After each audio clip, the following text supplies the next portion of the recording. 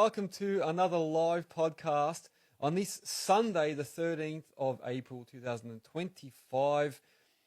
It's a big evening tonight. I have a guest, and most of you would have seen my post throughout the week. I was so excited to post this. I've got a guest. We're going global, baby. I love saying that. But you are welcome to ask questions from our guest as well. We're not going to probably get to answer every single question, but let's see how we go. We shall play it by ear. So we're going to go live with Ive. I made this new little, what do you want to call it? Like a motto, is it? Going live with Ive. I'm Ivan Orlovic, your host for Earthworks Hub. And tonight's guest is Tom Gardocki, aka the Dirt Ninja. Like I said on my post during the week, if you don't know who that is, you're living under a rock, especially if you're in earth moving. So Tom Gardocki, aka the Dirt Ninja, comes to us from New Hampshire in the USA, and his business is also known as the New Era Excavation. So let me invite this young gentleman in. So for anyone that didn't hear what I said a bit earlier, this is Tom Gardocki. He is from New Era Excavation, but aka the Dirt Ninja. So most of you might know him as that. He's on YouTube, all over Instagram, does a lot of content. Runs his own business. So we're going to learn a lot about what Tom does. And what I want to do this evening as well, Tom, is I want to sort of pick your brain a little bit about making some comparisons between Australia and USA, you know, like with businesses and operators and that stuff. So that's sort of where we're going to head with that. But once again, thank you very much for joining us. And thank you for coming on the show. I think it's only like 6 a.m. over there, isn't it? It is. It's like a normal day for me, just not on a Sunday. So no worries. This will be good. I'm excited. It's my first international podcast too, so pretty cool. Awesome, man. Awesome. Well, I'm actually happy to be the first one then. Thank you. Yeah. Have you ever actually been to Australia? I have not. It's on my kind of bucket list to get over there, so I'd love to visit someday. Awesome, man. We'd be glad to have you over here. So if you ever do hop over here, make sure, well, in Melbourne anyway, if you do come over, make sure you come and say hello. I will. Absolutely. Oh, excellent, man. Excellent. So I suppose I'm a little bit starstruck because I actually watch a lot of your content. And over the years, I actually use some of your content to make decisions and that. So like when I was looking at changing my tracks on my excavator, you did a couple of YouTube videos on how to change tracks. Well, I saw you do some videos on Encon, and I was considering buying one. So there's a lot of stuff that you do that, and I think a lot of guys have said that same thing. They've actually watched a lot of your content and used it. So thank you very much for providing all that stuff. Tell us a little bit about yourself. Let's start. So, how did you start in excavation, or how did you start in earth moving? So I grew up in a family-owned landscaping business. So we did like paver walkways and walls and driveways and patios, those type of things, just around residential houses. So my parents owned that business for close to 40 years. So I kind of grew up in it, and that was kind of my introduction to, heavy equipment, working outside, digging holes. And I just kind of always loved running equipment. I've been on machines since I was 4, sitting on my dad's lap, driving around in the yard, running equipment, running skid steers, is what I started with. And then as my parents' company grew, they got into mini excavators, dump trucks, things like that. So that was kind of my start. And as I got older, I worked for my parents, and I kind of realized I really liked the running the equipment aspect of their business. So in the hardscaping world, the landscaping world, you're still using your hands a lot. You got to lift every paver or brick or anything like that. So I wanted to run the machines more. So I figured the excavation world would maybe be a better spot to go into. So that's kind of a little bit about it. I went to college for construction management and business management.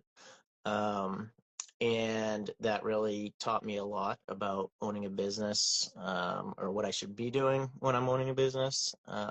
and that's also where I met my business partner. So I own New Era with a partner. His name's Craig. Yep. All right. So, yeah. So, what about? So, how did Craig get into the equation? Yeah. So, how did that come about? Um, we both took the same classes in college, so I got to know him there. And we started doing work on the weekends together for one builder or just odds and ends jobs for friends and family, people we knew. And I remember we used to work for this one builder who we still work for today, and he had his own equipment, so we would just be basically the labor or the operator, and we'd run his equipment, and we do jobs, at his new houses, or if he's doing a renovation or something. And finally, the builder was like, "You guys are really good at this. Why don't you just buy my equipment and start your own company?" Yeah. And that's kind of how it started. Yeah. Yeah. I think it's probably very similar to mine. And then every time they're like, "Get a truck, you could take away the soil." So I was like, "Okay." So I go buy a truck. Oh, if you had a skid steer, you could move it all from the back to the front. Okay, I'll go buy it. So you just keep evolving. Is that sort of similar? Yeah. Yeah, pretty much. We always joke that we have no business plan. There's never been a business plan. It's do good work and get paid and keep going. And we're kind of I would say we want to be a little bit bigger, but there's no like overall like specific goals. We kind of just whatever work comes our way, we want to do it, and we kind of grow the company as we grow our work. We don't do any advertising. We're not really pushing our name out there, so it's all word of mouth. So it's a slow grow, which I prefer that.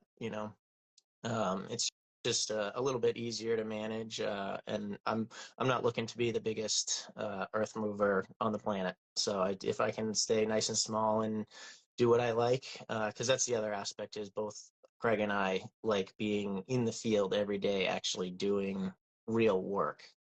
So obviously, if you get too big, then you spend a lot more time in here in the office, which is not so fun. Yeah. Tell me about it. Tell me about it. Yeah. So that's what I was going to ask you that. So what's your involvement nowadays? Are you still out actually on the actual machines, or are you like more sort of managerial nowadays? No, I'm still out in the field every day, working at job sites. Sometimes it's just out checking on each job that the guys are on, and sometimes it's out actually running the equipment or delivering the equipment, or I set up all the GPS for our sites, so could be doing that. And then I also do uh, some of the office work as well. Craig and I split how we do quotes. So Craig usually does all our commercial stuff, and then I do all our residential or new house construction quotes. So that's good. And then do some of the office work. My wife and my mom help me out with some of that as well. So the office side of it gets split up a little bit, which is nice. Yep. Yep. No, good. It's good to have that option, because I do all my own paperwork, and yeah, it's tough. Tough. Yeah. Although I don't have like a group of employees and that anymore, but it is tough. Yeah. Yeah, it's my least favorite thing to do. Yeah. Yeah. No, same man, same. All right. So you did mention that you do like some commercial stuff and that. So what are the main types of jobs you do? What's the main type of work? So right now we're about 80% residential, meaning like new home construction. We still do a little bit of work direct for homeowners, maybe clearing out a backyard or something and expanding their lawn area. And then about 20%, the remaining 20% is commercial work. So we're trying to grow right now the commercial work a little bit and get that a bigger chunk. But kind of our bread and butter, if you will, for work is high-end custom homes. So we work for a lot of builders that build like one, maybe two houses a year. And, they're multi-million dollar houses. So there's quite a bit of site work involved with those.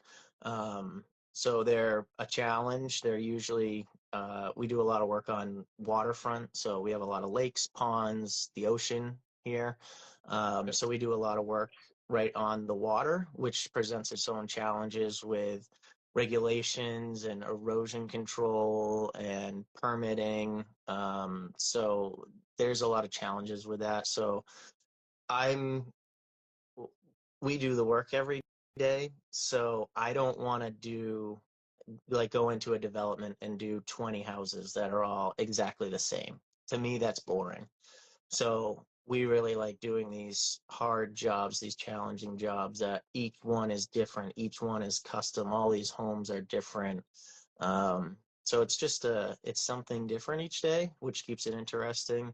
And it's also a lot of fun because you never really know what you're going to get into, especially with some of these crazy houses that we've done. So Yeah, I've noticed. I've been watching some of your videos, and even do you guys do some demolition work as well? Then is it?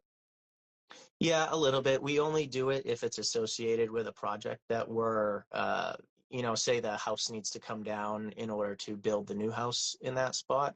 We'll carry out the demolition if the builder asks us to, carry that in our scope of work. But we don't just go out and do demolition work. We're not really set up for that. But we'll do it if we need to. Yeah, yeah. Oh, that's good, man. That's it. Yeah, variety. Variety is the key, man. I have to agree with that because you don't want to be stuck doing one type of job all the time. I like those high-end homes. I did a fair bit of high-end stuff as well. And like you say, you could be digging a basement 1 minute, then you could be, backfilling behind the walls, and then you could be doing a bit of landscaping for them, and like you say, demolition work, and just yeah, odd bits and pieces, isn't it? Yeah, yeah, it's a lot of different things. And around here we have a lot of all around here so I'm up in New Hampshire. So for those of you in Australia, that's like 45 minutes north of Boston. So I'm way up in the northeast. There's no land left here. New Hampshire's a very, very small state. There's only, I think there's like 1.2 million people that live in the whole state. Man. So it's very small, but there's not a lot of land left, especially in southern New Hampshire, which is where we live and do most of our work. And the reason for that is it's so close to the Massachusetts border, which is a fairly large state. And a lot of people live in New Hampshire, but work in Massachusetts because the cost of living is less up here. So every site is well, there's no good sites left. So you're either in like the swamp or you're on a rock. So we're always dealing with, ledge in the ground. We do a lot of hammering to get these houses in the ground because they're usually we're working in high-end neighborhoods and people don't want to blast, next to their neighbor and cause any issues. So there's a lot of challenges with the sites that we work at. Yeah. Sounds a little bit like Melbourne. We've got rock everywhere. We've got bluestone, basalt, all these types of rocks, and every machine, well, in the western suburbs and northern suburbs, everyone's got a rock breaker and a sorting bucket. It's like and a ripper. You have to have one. Yep, we have all those things. Yeah, yeah, that's it. Yeah, no, that's it. And then, do you just work predominantly in New Hampshire, or do you guys travel like further? Like, how does it work with jobs? It kind of depends. We try and only stay in New Hampshire, but we do work a little bit in Massachusetts. And then we actually have a pretty good sized house project going in Maine right now, which is our first job. So that's just the state north of us. And we try and stay, probably our furthest job away right now is about an hour and 20 minutes. But I'd say the majority of our jobs are within a half an hour of our shop. So we try and stay local, but again, we work for a group of builders, right? So where they go, we kind of have to go. Unless we want to lose that job, because a lot of our customers, our builders, they we're the only site guy that they use.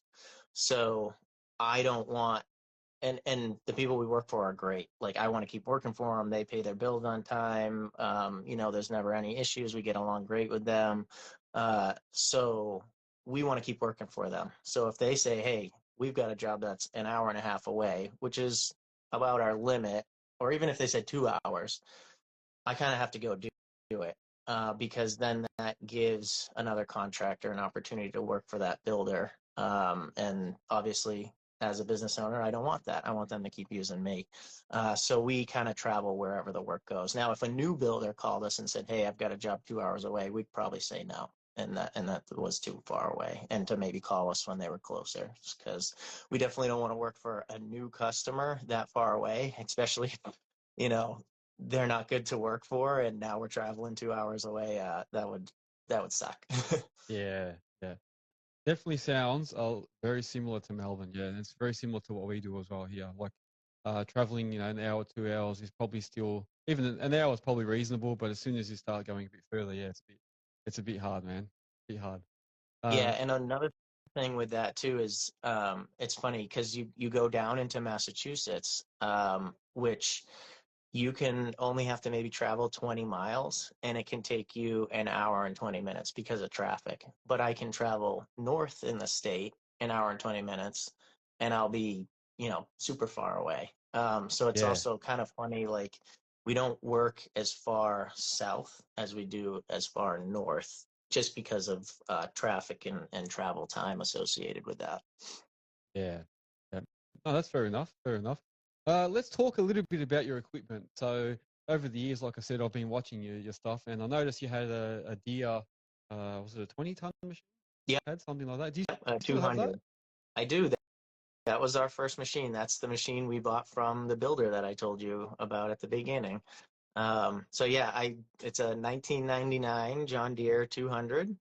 It's got, I think it's about 6 to 7,000 hours on it now. So we bought it. The builder owned it, put like no hours on it. I think we bought it with 3,000 hours on it 10 years ago. We started the business. And I often joke that it's probably the most advanced uh, 1999 excavator maybe on the planet, because it's got an Encon tilt rotator on it, and it has uh, full Trimble GPS running on it. So it's got all the modern tools for that machine. And to be honest with you, the machine runs fantastic.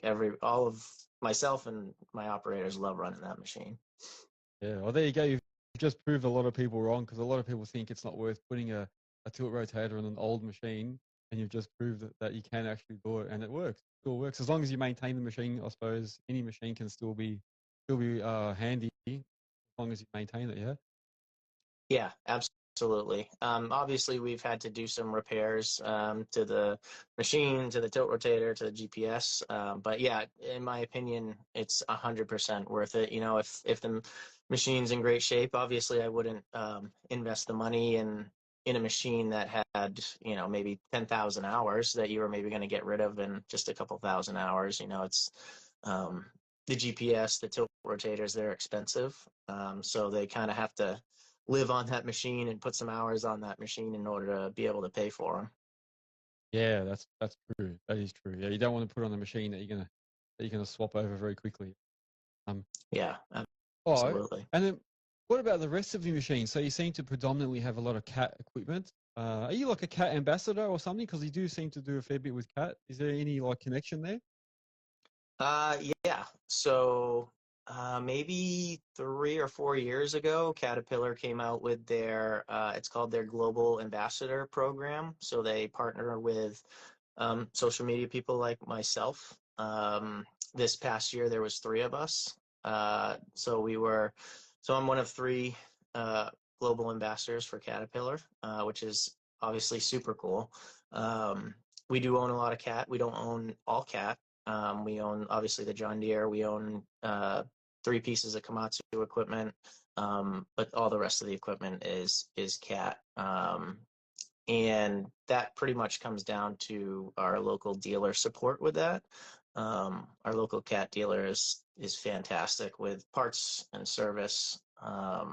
So really no complaints with that. We're obviously like the equipment too. If we keep buying them, we like the technology that comes on the newer cat machines. Um, if you've followed me, you see we have technology on. We have it on every single piece of equipment. Actually, all 5 excavators have at least 2D grade control on them, and all our big machines, the 4 big machines, have full-blown 3D GPS. And then we have tilt rotators on 3 of the machines as well. So we're really committed to technology or tools or equipment for the business and for our guys that make our lives easier. So things that make us more efficient, um, make it easier on our guys working on job sites. Like, I'm all about that. So, we're a small crew. It's myself and my partner, Craig, and then we have 6 employees, and one of them is a truck driver full time. So there's, 5 others out in the field. So we're a very small company, but we do a large volume of work. We do a lot more than it looks like online. I could never post every job that we do. But what allows us to do that work is the investment in the technology, the tools, the equipment, and the people. Obviously, you need that to implement everything. That allow us to do a lot more work. So, we're probably doing the work of a company of maybe, I don't know, 10 guys. So, we can do more with less because we're relying on that technology. It's, the GPS, like, we're not out, checking grades. Everything's right in the machine. So, like, right there, that person that may have been checking grade is, in a wheel loader or the haul truck or the bulldozer rather than checking grade for the person that's in the excavator. Yeah.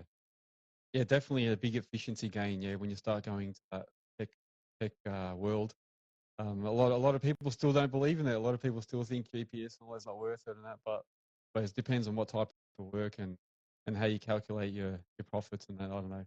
But yeah, some of the guys are asking. So TerraPro Earthworks is asking, what would it be roughly to set up a GPS on the machine there? So just say like a trimble system on a just on. Did you say you've got a 5-ton machine as well?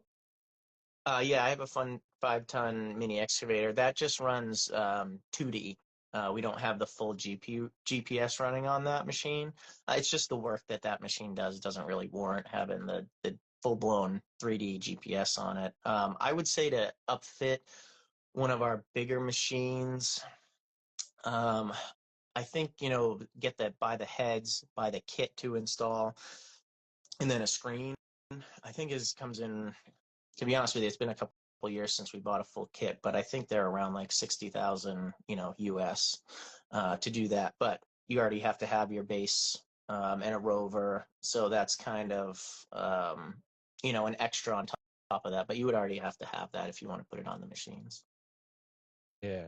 Yep. And then somebody's also asking, what program do you use to set up the data? Do you do Oh, all that yeah. yourself, Uh, or? yeah.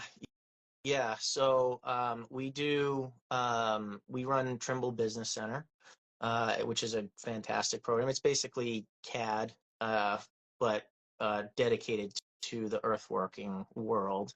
So what I do, we also use that for takeoffs. Our estimates that we do. So getting square footage, linear footage. It'll do cut fills. It'll tell you quantities. Now it all takes time. But what I'll do is I'll get the plans from the engineer and I put them into the program. This is a very simplified version of it, but put them into the program, do some work to it, clean it up, maybe eliminate some things that doesn't, pertain to what we're doing. So, because I want to make sure we're giving our guys the correct information, and part of that is not too much information that they might not need. And cleaning that up, then you export that into your data collector, and then that's how you get that out to your equipment as well. So that's kind of a very quick overview on that. Yeah. Oh, no, good. Thank you. Thank you. Some of the other guys are asking 900 megahertz or 450. That part I don't know. That's over my head. Do you know what Uh, they're that saying with that? yeah, that's the I don't technically know. It's we run 900. 900. It's the megahertz of the GPS. It has to do all the GPS equipment. Yeah. And I noticed, so Trimble, are you also like an ambassador or something for Trimble? Because you do a lot of content with them. How does that work? I am not. There is nothing official between us. I will say that we have an excellent relationship. I've been involved with a lot of their product development and customer feedback.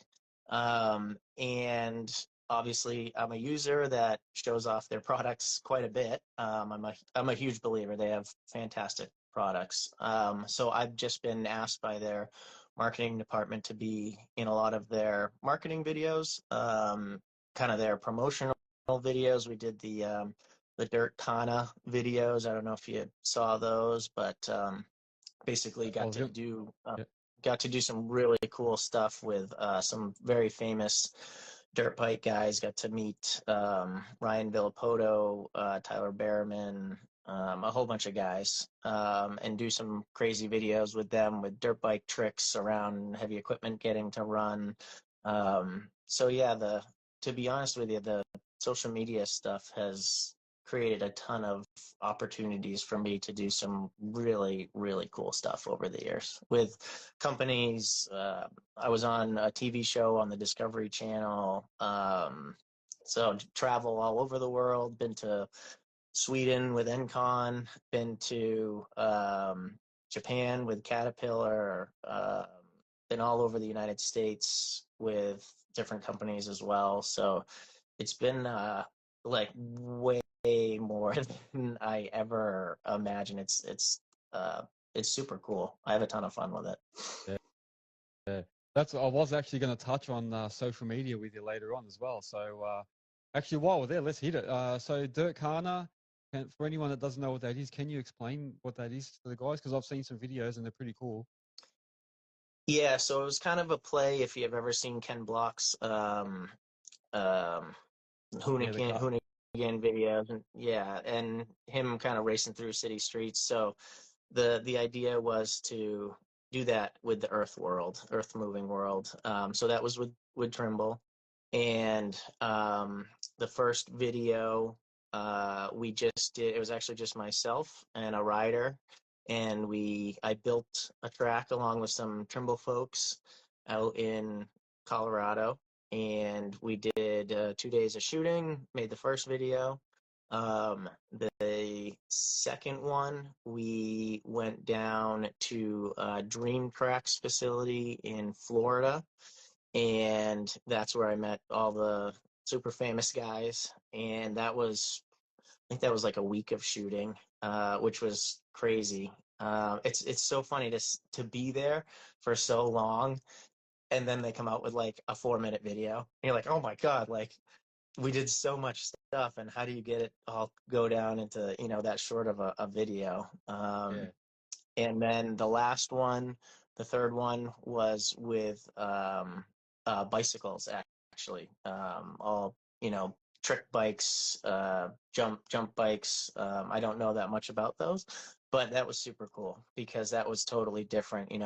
Pedal power, and Yeah. they were still doing tricks off of all the equipment that we had. So that was a ton of fun. Oh, that's cool. Yeah, I did see some videos on that. Amazing stuff. And well, I think Rock Structures was there as well, wasn't he? Yep. Yeah. Ryan was there. Technology Sandbox Britain was there.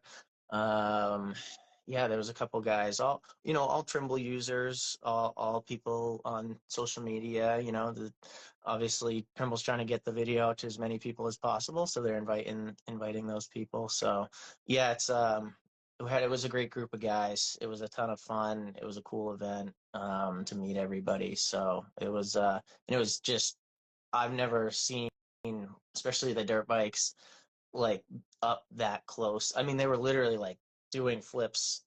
I was in the machine and they were doing a flip right over the cap. So it was just totally wild. Crazy stuff, man. Crazy. Oh, that's good. That's good. Well, we'll get back to social media stuff shortly. So I just want to go back to your equipment and that. So Trimble, for instance, so what makes choose Trimble. Have you tried other brands as well? Yes, I've checked them out. To be honest with you, it's two things. I do think they're the best. I think they're very user friendly. They have the complete package. You know, they have Trimble Business Center. We use a company or a program called Bid to Win for all our estimates. And they're a Trimble company. So they have like the complete package, not just GPS, but they have everything on the back end too of creating your model, doing your estimates, doing takeoffs. And they have a lot of stuff that we don't utilize either, but they kind of have that complete package, which is kind of nice. So you're not using, you know, somebody for GPS, then somebody for your takeoffs, and then a different company for your modeling. It's kind of all in one. And obviously, the hope with that is that it all flows together better and is easier, you know, to use. Um, so I like their products. We've used them for a long, long time. I think we got our first 2D system, which we still run today, which is GCS Flex, which is the old 2D system that's on our mini excavator. I think we got it like 12 years ago, probably. That actually my parents bought. So that was even before we started New Era Excavation. And the second aspect is everything breaks, right? And kind of like we talked about, the cat dealer is really good around here. The Trimble dealer, our SiteTech Northeast, is fantastic with just sales, support, service, answering questions. If anybody's into all this GPS stuff, Yeah, believe me, there's a ton of questions. Even for me, still, you know, you're maybe doing something you haven't done in a year or two, just a certain type of job, and you're like, oh my god, I can't. What are the buttons that I hit, you know, to yeah, do this, or what's the process to get this job set up? Like, they're always there for a phone call. So to me, because we're so small, you know, like we don't have a dedicated GPS guy, if you will, GPS person. Um, so I rely a lot on the dealers to help us out. And that's a reason, probably the main reason that we're so heavily invested in Trimble. yeah. No, I agree. So, support is the biggest thing. With, like you say, with dealers, with any suppliers, and if they can give you good support, backup, then that's the biggest thing. Uh, Jenna Yeah. Troy is asking, what are your thoughts on Earthworks? Do you use the Earthworks I much? love it. Yeah, so we run Earthworks in uh, the four big excavators and our bulldozer. So yeah, I think Earthworks is fantastic. I don't really have too many complaints about it. It's a solid system. It's pretty easy to use. It's, you know, it looks good on the screen. So I like it. Awesome. Tell us about the Encon. So, what was your decision? Like, what did you base your decision on when it came time to getting it? And did you look at other brands as well? That's an interesting one. So I actually have the first Encon that Encon North America sold in the United States, and that is on my John Deere. So when we started, so Craig worked for another company before we started ours, and they had rototilts. And when we started our company, he was like, "Hey, when we can afford one of these, we need to buy one because they're super efficient and they work great." So when the time came and we could afford to buy one, we started doing some research, and they pretty much only rototilt was in the United States at the time. Encon wasn't, Steel Wrist was not. And so I actually, through social media, reached out to a bunch of people that I follow or I talk with from overseas, so mostly in Europe, and asked them, you know, opinions, pros, cons, what they liked, what they didn't like, about their different tilt rotator systems. So overall, the general consensus was Encon was really good. So they actually announced, I forget what year it was, but at Con Expo that they were coming and entering into the North American market. And I had been actually talking to them before, I don't, maybe like a month or two before Con Expo. And so I had known that they were coming. and ended up talking to them and ended up buying the first one. So that one I bought and had no dealer support because they were just getting over here, um, which obviously had its ups and downs. But overall, it's been great. So we own the three of them now. We own two EC 266s, or two 226, I'm sorry, and then one 233 on our big cat 335. So yeah, they've been great. They've been amazingly reliable, to be totally honest with you. And we love all their attachments.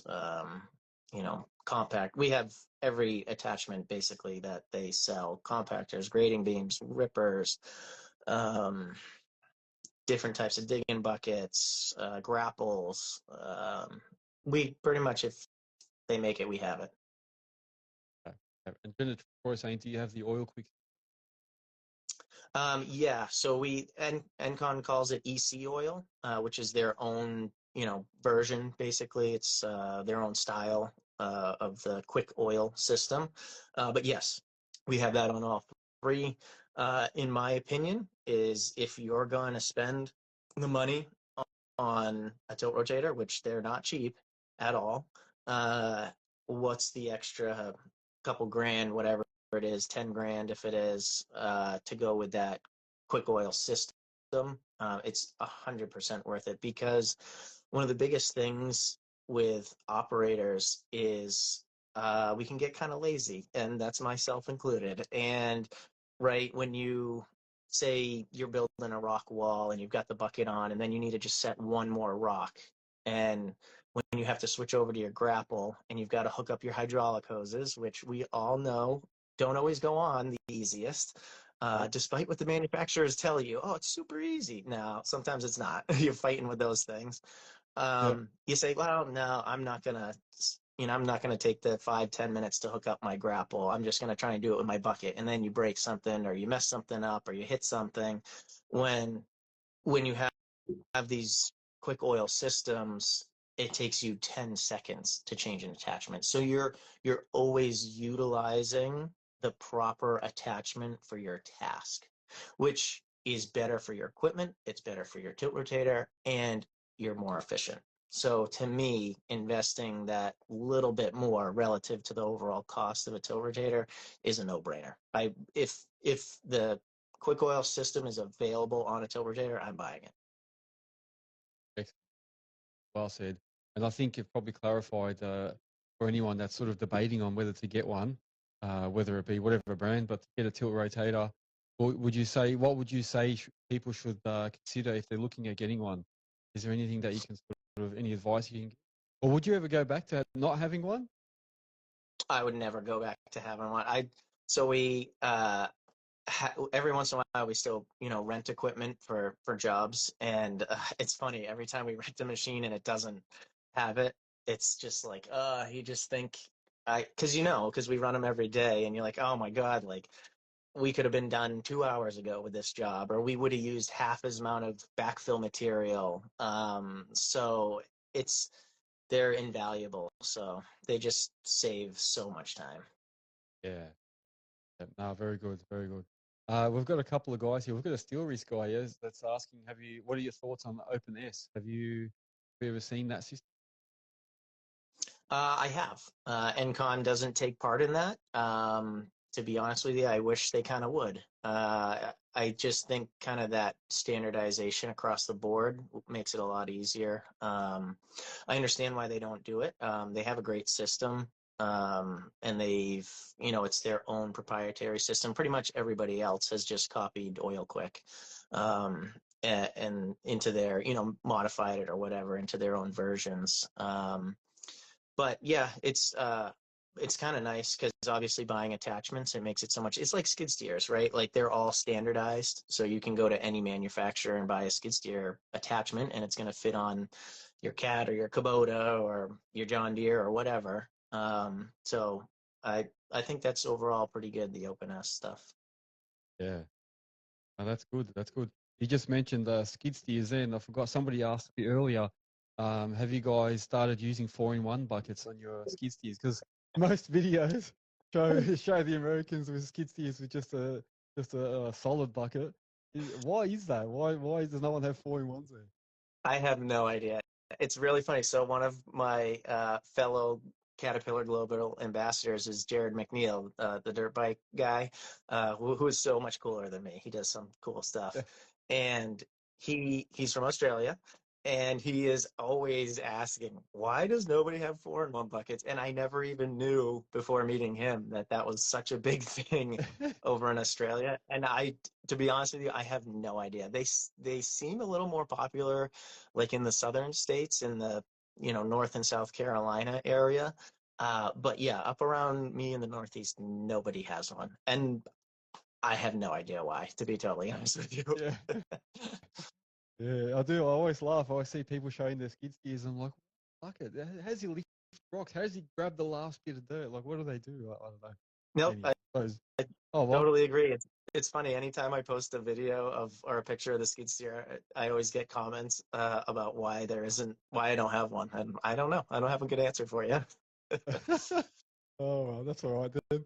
So, out of all your equipment, what's your favorite piece of equipment to use? I would say probably our Cat 335. So it's just it's an awesome machine. It's our newest excavator. It's got all the technology from Cat. It's got the tilt rotator from Encon. I mean, the bucket is huge. It's a 3-yard capacity bucket.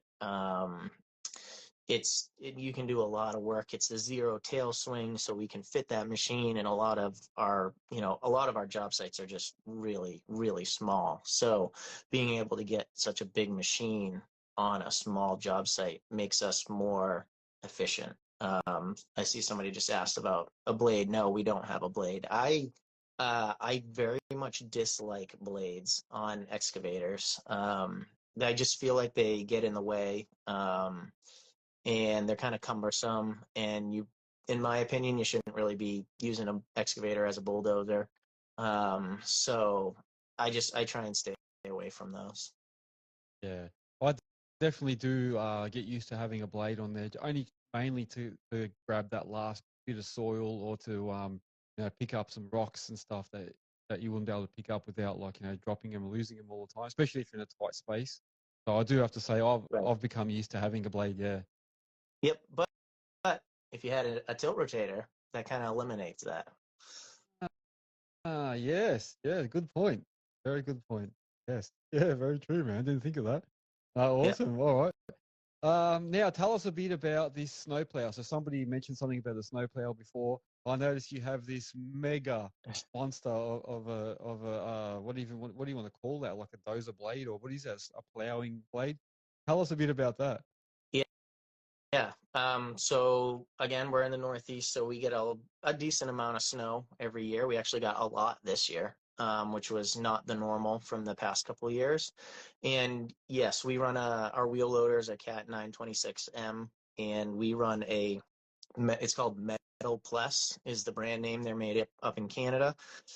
And we run a Metal Plus blade, which is it's 24 feet wide, but it has wings on the side. So it's 12 feet in the middle, and then on each side it has 6-foot wings that angle. So the plow angles like a dozer blade side to side, and then you have the wings that can flip forward or backwards. So you kind of can turn it into a snow pusher. You can turn it into a straight plow. You can turn it into an angle plow. And the plow is I just call it I call it like beast mode. The thing is Yeah. awesome. It scrapes really good. It's super heavy. The center pieces all have independent trip pieces. So if you hit a manhole cover, it'll trip back and not make you stop very quick and send your head through your cab of your machine. Um, so yeah, we did a lot of research on that too when we were buying, and that's, in my opinion, again, probably one of the best snowplows that you can buy. They're extremely well made. I've like, you have these little islands in parking lots, where there's plants and stuff. And I remember plowing one time, and it had all the snow had melted, and it was about this time of the year. and so springtime, not the winter. So snow had melted, the ground had thawed, so all the stakes to mark out the edges of pavement had fallen over, and then we got like a foot of snow, so you couldn't tell where anything was. And I plowed right through the middle of the island and tore up the granite curbing and everything, and the plow had like a scratch on it, and that was it. It was totally fine. um, so yeah, I don't do any plowing anymore. Um, One of my guys runs our loader. Once I had kids, and my wife would send me pictures of her and my son outside sledding while I had been up for like 30 hours plowing, I kind of realized that maybe I shouldn't be doing that anymore. And I could let one of my guys do it, and I didn't need to be doing that anymore. So, and to be honest with you, I don't really miss it. It was I enjoyed doing it when I did it. But now that I'm older, I have no interest in it. I like watching the snowfall from inside my house and then go out and play with my kids and throw snowballs with them. So Yeah, it does. It gets to that stage when, especially when you have kids and that. I think a lot of us then start to realize like how much we actually work, and then you also start to realize like how important family time is and that work-life balance that everyone talks about.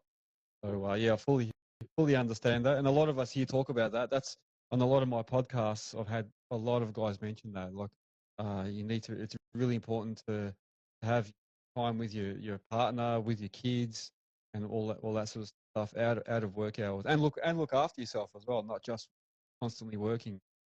yeah, yeah, absolutely. I totally agree. And it's really tough, especially as a small business owner, because you're always wearing more hats. I told you like we do the estimates and we do some of the office work. Like I don't have an office work person. I don't have an estimator, and then I'm also out in the field. So balancing all that is super tough. And to be honest with you, so I'm sure you've noticed that I haven't uploaded a YouTube video in, it might be 3 years now. It's at least two. Yes. And that's because, when I get home, I'd rather spend, if I have a free hour, I'd rather spend it with my kids or my family rather than editing a YouTube video. So I fully intend to get back into it, but it's just one of those things, like you said, trying to keep that work-life balance with being a small business owner is super difficult, but also super important. Yes, definitely. And I've had a couple of mental health videos, and I think that plays a big part in it too. Having that time to switch off out of business mode for a bit, you need to have that. Yep, absolutely. That's it. That's it. No, that's it's really good that when you mentioned about social media and doing like your videos, I have noticed that you haven't had anything for probably 3 years now.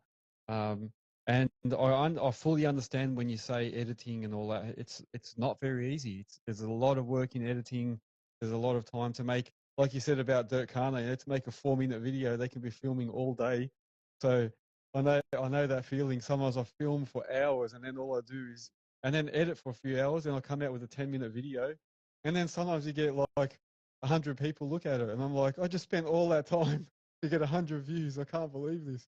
So yes, I'm Yep. definitely with you on that one. Yeah, 100%. That was one thing. It's so bizarre how, views happen. And exactly what you said. You could spend 4 hours editing a video and you think it's awesome and you get no views. And then you just did a raw video that you just filmed yourself like pushing over a load of gravel with your skid steer, and it gets, hundreds of thousands of views. And it just makes no sense. It is one of those things that's super frustrating. I always joke it's like it's almost impossible to uh, intentionally create a viral video. I feel like when people try, that's when it fails. Yeah. It's just videos that just happen, and it just happens to go viral. And I mean, that's what kind of happened with the beer bottle video trick video that I have on YouTube. That was really, I mean, that was just me having fun with one of my friends, and just putting it up. And I remember waking up the next day and my buddy, who you can hear in the background of the video, calling me and being like, the video has like hundreds of thousands of views. And this was a long time ago on YouTube. And back then that was, now these days that's not too many views, but back then that was a ton. That was like going fully viral. And I got interviewed by my local news station. They actually came out and interviewed me. It was like wild. And that's really what that video also just, I would say, like, made my social media kind of take off, was that specific moment and that specific video. So, and totally unintentional. Like, I didn't think that that was going to be any more popular than any other video I'd ever posted, and it just happened. It's funny. It's the ones that unintentionally that always get the biggest. Yeah, exactly, exactly. Um, Tell us, before I continue on that, I had a question and I forgot to ask you. So I want to do some comparisons there with going to the tip and off and getting rid of soil and material. Because in Australia, while in Melbourne, in particular Melbourne, it's very difficult nowadays to get rid of material. So like tip sites have become really, really strict. You need to make declarations about where you're bringing the material from. A lot of them want testing done and all this and sampling and stuff. What's it like there for you guys? Is it easy enough to just take some loads of soil and take them somewhere, or is it also the same? No, it's significantly easier here. There's lots of dump sites. A lot of the gravel pits around here will take material. Um, there's not a lot of land, so usually if somebody's digging a hole, somebody needs to fill in a hole. So it's just, with dealing with that, it's, your network of people, and talking to other contractors in your area and seeing what they need. Another thing is at our shop we have a lay down area, so we can haul some material back to the shop. Not a lot, but a couple of thousand yards we could probably stack up there, and we can hold on to it and use it maybe at the next job or a future job. Down in Massachusetts, it is getting, as you say, a lot more difficult. It seems a lot more similar, with the required testing. If you want to bring material onto a site from another site, um, they might require testing and a whole bunch of stuff just in order to be able to dump it. So it does cost sometimes some more down there. But the other thing is, in Massachusetts, at least around me in Massachusetts, there's very few gravel pits. So the peer-to-peer sharing of material, excavating from one site and dumping at another, is a lot more prevalent there, just because there's not a lot of places to get rid of it. So I don't know. That's a tough one. It's kind of hit or miss around here. I would say from the sounds of it, definitely easier. And is it very costly? Like, is it all free to tip stuff, or is it like costly for it? So just soil in general is free. And actually, down in Massachusetts, because there are so few gravel pits, there are actually just straight recycling yards, where you can, especially if you're excavating rock, ledge, they sometimes will even send trucks to your job site for free. You load them, they'll haul them back to their recycling yard, process the material, and then crush it, make gravel, make stone. So that in that regard, that's a lot cheaper. Obviously, they're coming to pick up the material, and then we always pay. If you have to get rid of concrete, because that's always being recycled. Asphalt is, that's always free, so we can dump that at a lot of the gravel pits, recycle that for free. So it kind of depends on the material, if it costs money or not. Yeah, yeah. No, that's true. I just wanted to know because it's getting increasingly harder to get rid of material here, and we do a lot of that, like you're saying, sweep swapping, moving soil from one site to another. But if you don't have that opportunity, then you've got to go to a dump site, and it can be very costly, and then they can get really fussy. There's a tiny little bit of grass in there, they won't accept it. If there's, if you're telling it was topsoil and you've got a bit of clay in there, they'll get all funny, or just very, very, very hard. Yeah. So let's go back to employees. So you said you've got about 6 employees plus yourself and Craig, yeah? Um, Yep. what do you do when it's quiet? So what about like when it snows there? So do they still keep working? Are you still working during the snow period? Or what happens in that time? We don't actively work during snowstorms. We have a shop, so like this winter, we did a lot of maintenance on our equipment. So three of my guys this year worked for a fellow contractor who does a lot of snow plowing in the area. That's who our loader is on with, and who I plowed for when I was plowing as well. Um, so that's a great relationship with that other company, because if it's snowing, we're not working out in the field, so it could be tough to, make sure those guys are getting some hours. So instead of maybe sitting at home, they can go work for this other contractor when it's snowing, and then in the winter when it's not snowing, they're working for us. So it works out really good. Yeah. Oh, that's good. Yeah, because we in Melbourne especially, we get a lot of rain days, so we always find work for the guys, but we don't have snow as much as you guys do, I suppose, so it doesn't sort of keep going. Um, what sort of ticketing or licensing is required to operate in states there? They have to have a certain license to operate? It depends state by state. So New Hampshire, there's nothing besides running a forklift or a crane. So makes no sense. You can go out and run a 90-ton excavator with no license, but in order to run a forklift that can lift like 3 ton, you need a license. Um, and then if you get it down into Massachusetts, they have what's called a hydraulic operator's license. Um, Basically, you just got to do continuing education training. You got to pass a test to get the license, and it's all written. You don't actually have to prove that you can run a machine. And then you just take continuing education classes. I think it's every 2 years. You have to re-up the license, if you will. It's pretty easy. So overall, there's not much. In order to drive a commercial vehicle here, you do need a commercial driver's license, a CDL, here in the States, and that's nationwide. So I have that. My partner Craig does, and then our full-time driver does as well. So in order to drive if you've seen the pictures, our big triaxle dump truck or our low bed, you need the CDL in order to drive those. Yeah. Yeah. Yeah, is that the Peterbilt you're talking about, the black one? Yep, the Peterbilt is the low bed. So yeah, that was a new purchase last year. We were we were doing a lot.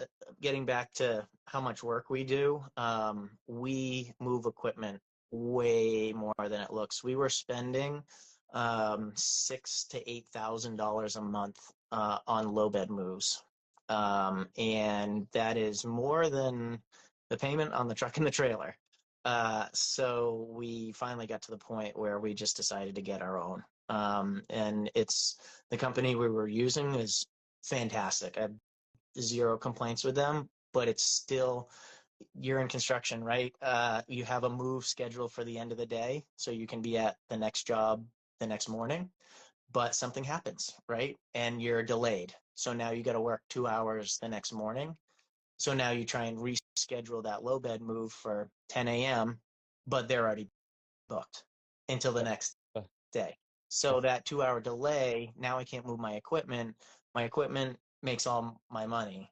Uh, and now it's sitting idle because I can't get somebody to move it.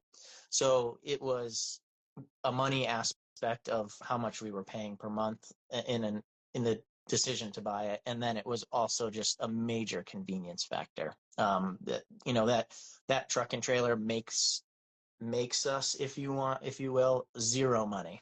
But it really uh, saves us time, saves us money, keeps us working, keeps us efficient on the job sites. So those are the reasons why we bought it. It was that one was not on the list to buy last year. That all came to fruition like really quick, and we were like, all right, let's buy it, and we just bought it. So, and it's worked out great.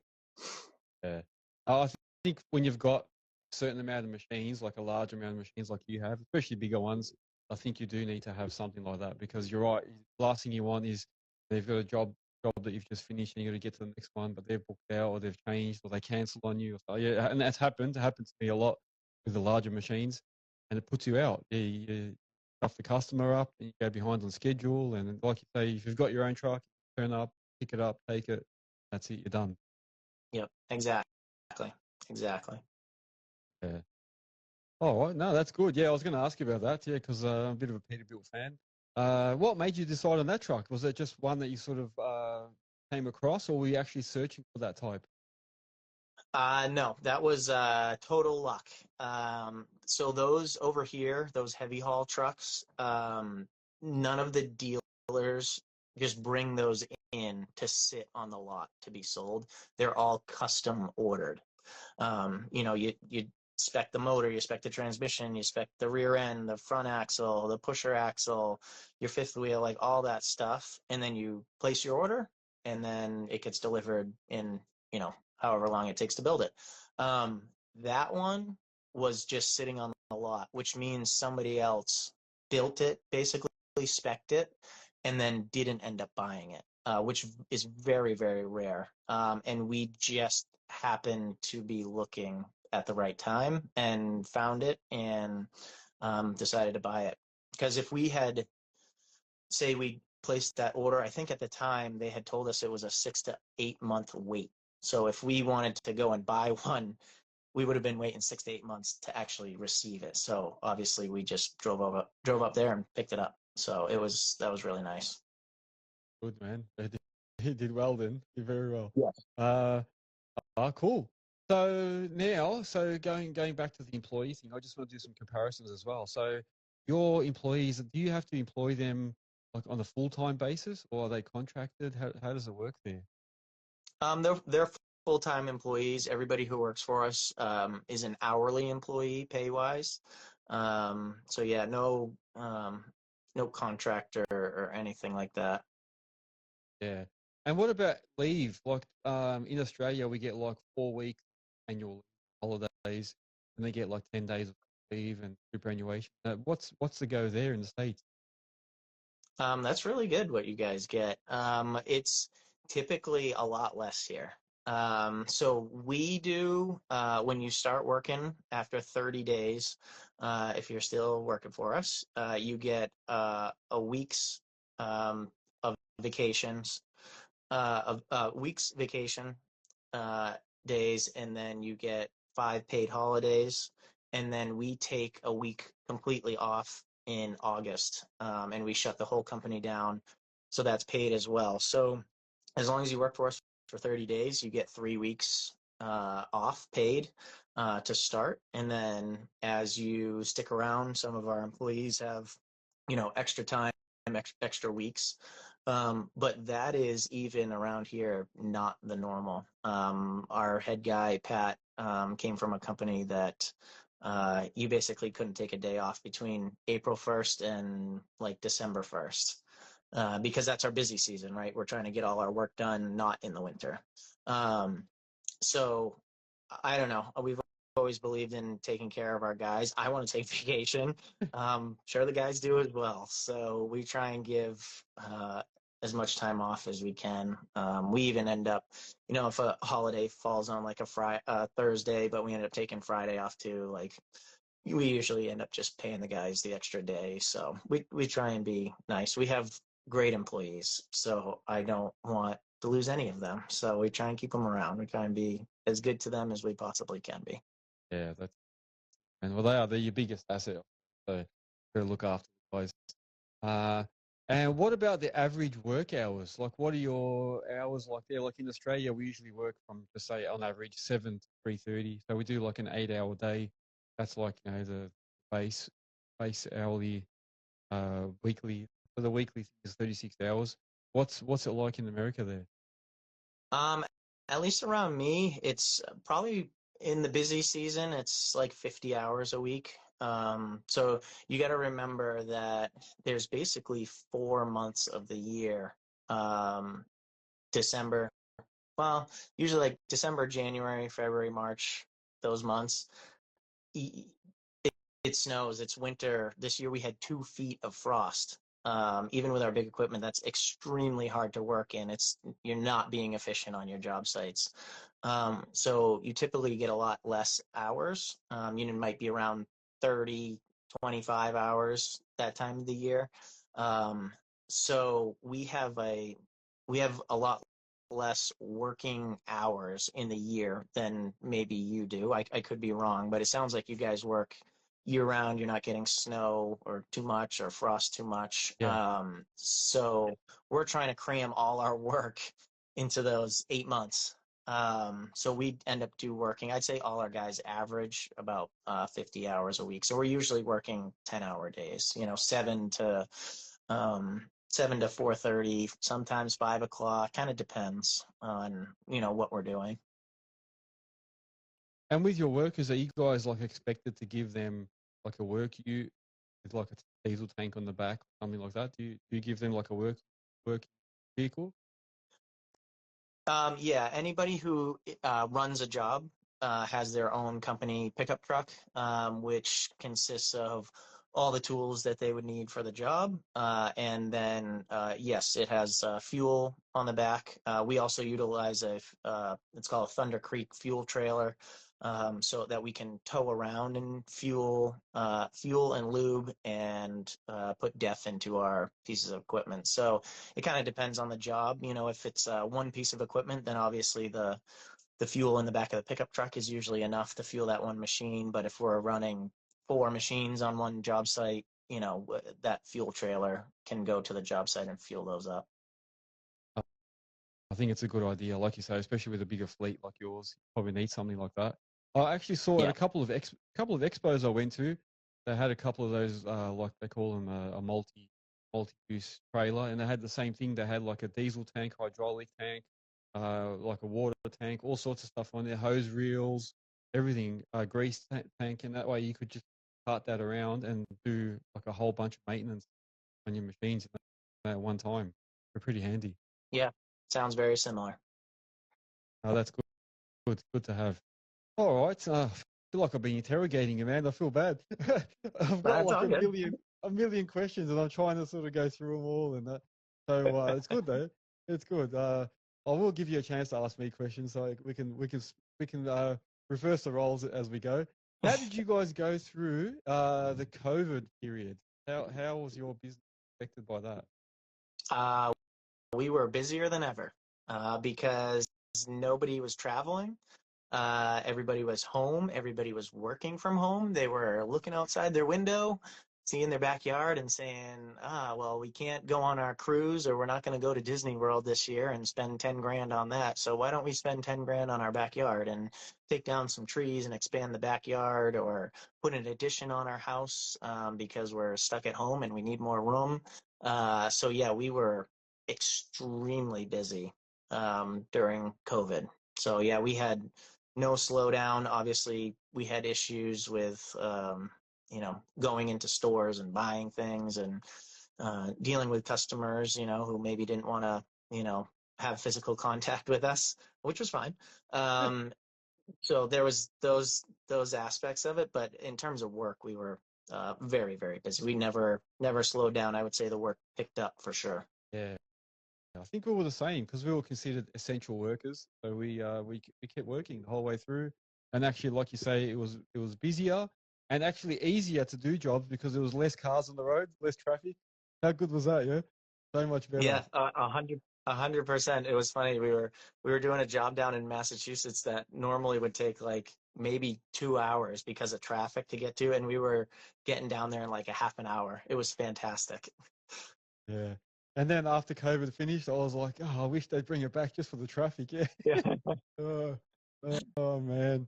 Did you guys have, Yeah. I have to ask you this, did you guys have a toilet paper issue? We had no toilet paper in Australia. There was a huge issue. There was no toilet paper. Out of all things, plenty of alcohol. All the alcohol places were full, but no toilet paper. Did you have the same Yep. thing? You did? Yeah, we did. And oh yeah. And I'll never forget the funny thing. We were working in one of the wealthiest neighborhoods in all of New Hampshire, working on a massive house.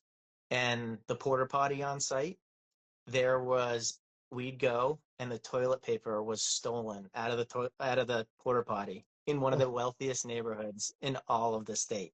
We ended up having to put a lock on the porta potty because people kept stealing the toilet paper out of it. Oh, oh man. You just We had on the wouldn't, news. especially in that neighborhood, you wouldn't expect it. Yeah, you wouldn't. You wouldn't. We had the news was actually televising people fighting, like physically fighting in the shops over the toilet paper, and I was like, "What has this world come to? Crazy?" Yep, did some crazy Right. things. I did. It did. Look, and I think we're feeling the after effects now. So, like, and this is what I was going to ask you about in a second too. So, the work seems to have really, really slowed down recently. So, in Melbourne, there's a lot of these civil companies saying, there's not many new houses coming up and getting built.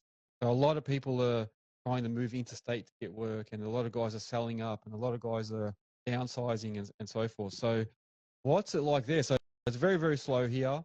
Some parts of Australia are still going, but what about yourself? Like, how's the workload currently for you guys? Um, for us, it's great. We actually have more work, signed contracts right now than we did all of last year. So this year should be a great year for us. I will say, in general, things have slowed down a little bit, it seems like, just talking to other contractors. Um, but it just depends on who you work for, the type of work that you do. We're working for a lot of really wealthy people, and they, even if the economy slows down, they're still going to have money and they're still going to want to do something. So we're very fortunate, kind of the clientele that we work for, in general. But overall, we're still very busy. Yeah, it's funny you say that because I've heard that similar thing about working for high-end builders and high-end homes that don't seem to be as affected by the economy ebbs and whatever you want to call it, ebbs and flows. Like it's Yeah. pretty consistent. So a few people have advised me on that. They've said, "If you're going to do anything, stick with those high-end type homes because they're always going to have money no matter what." Yep, absolutely. They might scale their project back, but they're still going to do the project overall. Yeah, yeah. Whereas like the average middle class or lower income guys are going to be affected and start getting a bit tighter a lot quicker. Right. Yeah, there you go. All right, cool. So it looks like it's still very, very similar. So when I compare things, we're very similar in states to Australia. Maybe you guys work a lot more hours. I do hear that a lot. Yep. Yep. But It otherwise, seems it's like, pretty similar. yeah, I would say so. It sounds like it. Yeah. All right. So when it comes to training and learning how to operate, you were saying before there's no real sort of licensing or ticketing. How does a beginner start learning where you come from there? Do they have to start like Uh, on a farm somewhere or try and just jump in with someone and learn? How does it work? it kind of depends. There's a couple schools around here, academies, heavy equipment operating schools. They do an okay job, but certainly better than nothing, to get your feet wet. But if you're an operator, the only way you get better is by doing the work. So if you want to start out, I mean, we had a new guy start the end of last year with zero construction experience. He worked in a restaurant before he worked for us, and kind of, you just start him off slow. Start off as a laborer. You kind of learn what happens on the job site, watch the operators on the job site. Then we get them into, usually start as a roller operator. So you get in the roller, kind of get your feet wet with that. Maybe hop in the haul truck, start with that, and kind of just work your way up. There's not really a great answer for that. It's kind of, you gotta start, and you gotta be willing to labor, basically, if you want to really learn how to be an operator around here, and kind of just take your opportunities when they come, and make the best of them. Yeah, yeah, I agree. And we've had multiple conversations around this with all my guests. Made a few videos on it, and it's so true. I think what you say. Yeah, And a lot of guys don't like to hear that. They like to think that I sort of go straight into the hot seat and start operating. But when you tell them, you've got to start on the ground and do this, a lot of guys don't like that. Yep. Yep. And the only way to get better is hours. Hours in the seat. There's no secret sauce. You can't like study on your computer to be a better operator. You just have to be on the job site, put yourself in more different situations, do different things, and that's how you get better at it and improve. Yeah. And we've recently been having conversations where we're sort of saying, has the focus on safety actually like ruined some of the chances for people to learn? Because you can't even take kids on work sites anymore. Like they can't grow up and be surrounded by machinery because they're not allowed to be there. Do you think that's going to be a problem? Yeah, for sure. Yeah, I mean, kids are not getting as much exposure to it. I mean, luckily there's lots of videos on YouTube that they can watch. My son loves doing that. So kids can get exposed that way. But yeah, I totally agree. Yeah, you can't bring kids on the site anymore. It's just because of insurance companies. It's getting hard. Oh, yeah. So speaking of insurance, another comparison question. Well, so in Australia, you've got to have on your machine, you have to have an annual risk assessment done on your machine. So a guy comes out, checks over your machine, checks that everything's okay, safety-wise, emergency stop buttons, all that sort of stuff, safety rails. And then we also have to have public liability insurance and then the vehicle insurance. So is that similar with you guys? The last two are nobody comes out and checks out the equipment. So there's no I forget what you call it, risk assessment done on the equipment. That doesn't exist. But yeah, you got to have your general liability on your equipment, your insurance for any of your on-road vehicles. We have an umbrella policy, which is required by most people we work for. So a little bit similar, maybe a little bit different, it sounds like. Yeah. Yeah. All right. And then I was just going to ask you some more questions about the business and that. So for anyone that's... I don't know if you can hear. My kids are awake now and they're playing Legos. So if you hear loud crashing, that's just my kids. Oh, so yeah, actually, let's talk about that. So you're only a young fellow anyway. How old are you now? I'm 37. Yeah, 37. Okay, cool. I'm 47. There you go. So I've got 10 years on you. But yeah, how do you and you've got some young kids in that as well? Yeah, I have my son's 4 and my daughter's 1. Ah, there you go. Oh, freshies. Yeah, I remember. I remember those days. Yeah, my kids are they're teenagers, 17 and 15 now. So yeah, I'll tell you what. Now they're telling me what to do. It's flips around. What are the aspirations? Are you going to look at? Are you going to look at pushing them into the business or in the same field, or are you just going to leave it and see what happens?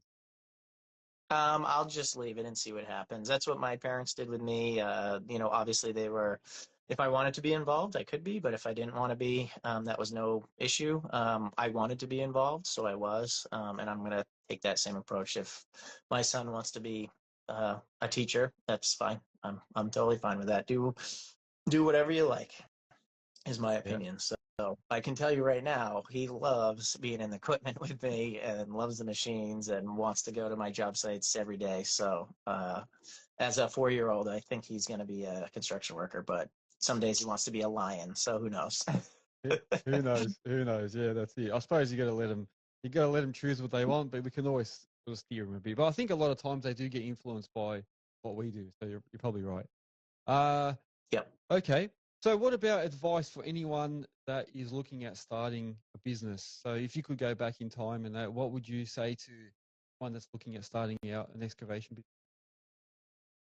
business? It's a lot harder than it looks. There's a lot of time, way more time than I ever thought that I'd be putting into it.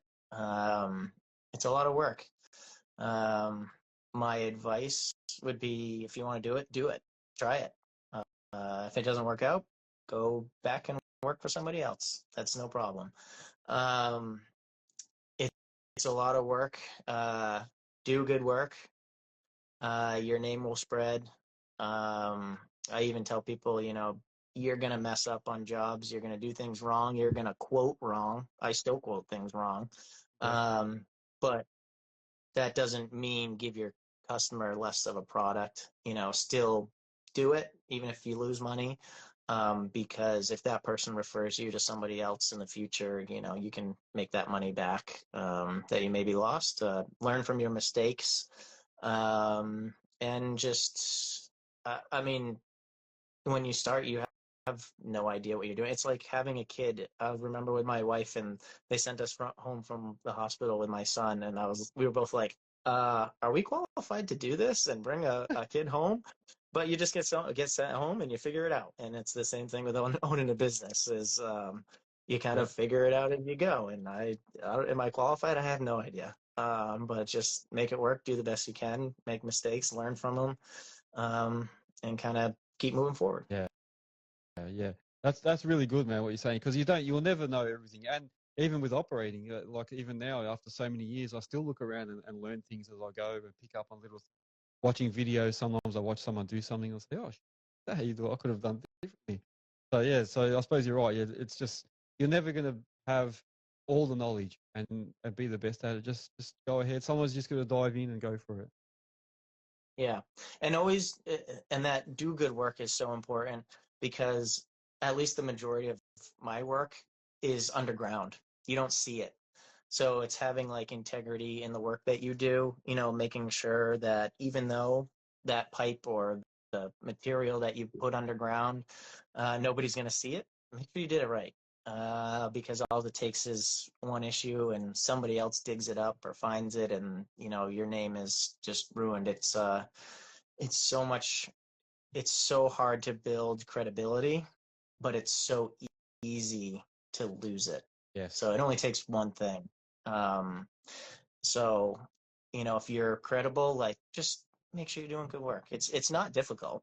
Just make sure you're doing the right thing. You know, it's like I quoted the job for 10 loads of gravel, but it's 11. Like you just you got to do it. Like it is what it is. So, make sure you're always doing the right thing. That's really the biggest thing. Yeah, and the word will spread. Yeah, people will be talking about you, saying, he does good work. He's this guy. Trust me, good. And that happens. Word of mouth will be a big thing. Yeah, that's 100% of our work. We've never advertised. I've gotten some work through social media, actually a good amount, which has been fantastic, you know.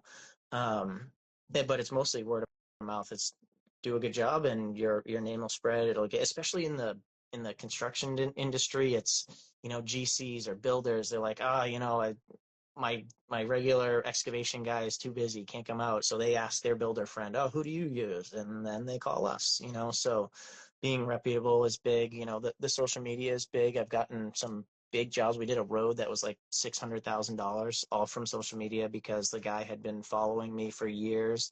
So like on the social media, you know, represent yourself well, have fun. If you follow me, we have fun at work and I show that off, joking around, having fun, but also, you know, be honest online. Like, I don't know. I think people see through bullshit online Yeah. pretty easily. Yes.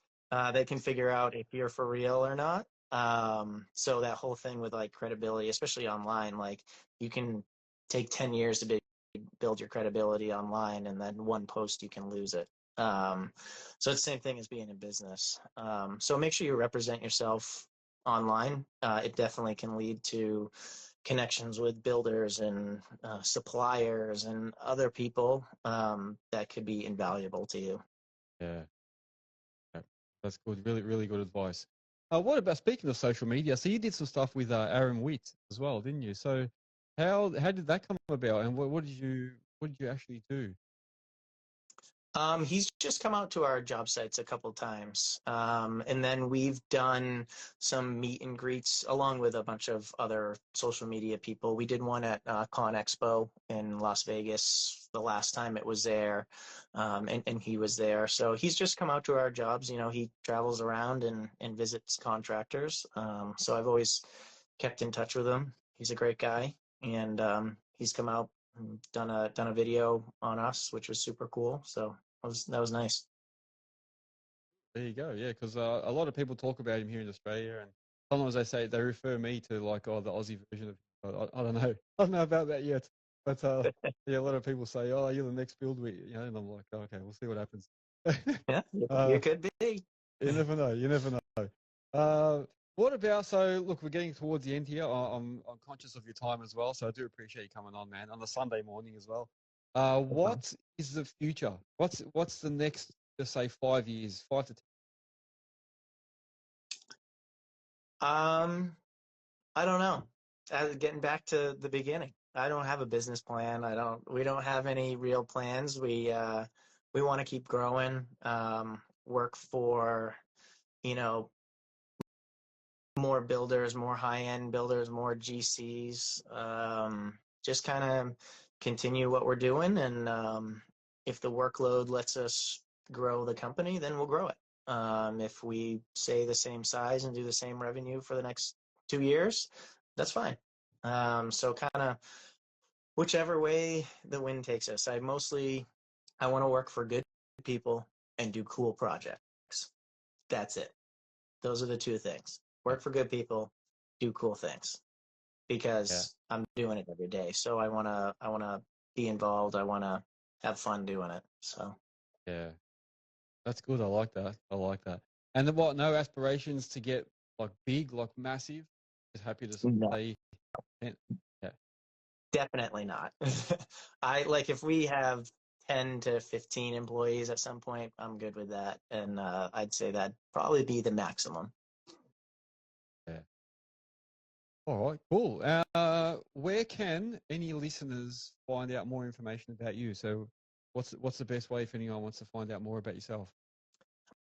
I'm most active on Instagram. So if you want to talk about anything I mentioned in the video today, you can reach out to me on there. I'm on it every day posting.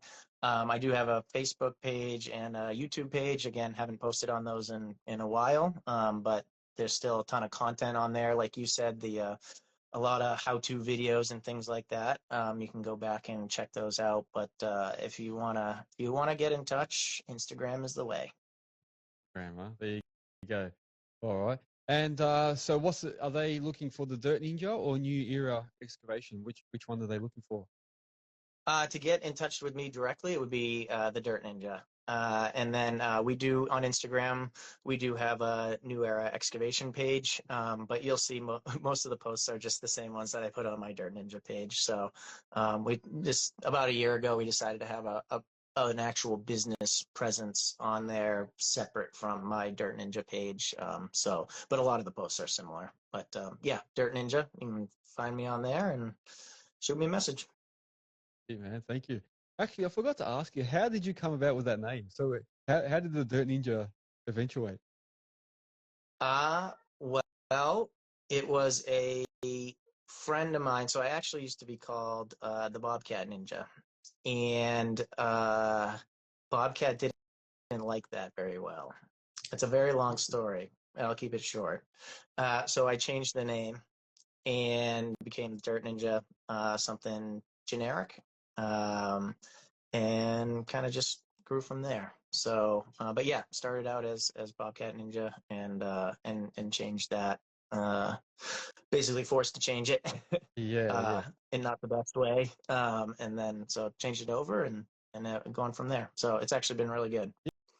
Yeah, I think it's probably, like you say, a bit more generic anyway. So it's probably a good thing. You're not pigeonholed to just being, Bobcat stuff or special Yeah, exactly. Yeah, diverse. yeah. No, it's been great. It's definitely helped open a lot of doors with other people, other manufacturers, and doing stuff and collaborating together.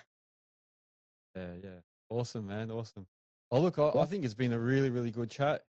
Is there anything, since I've been hammering you, man, is there anything you want to ask me? Is there any questions or anything? Um,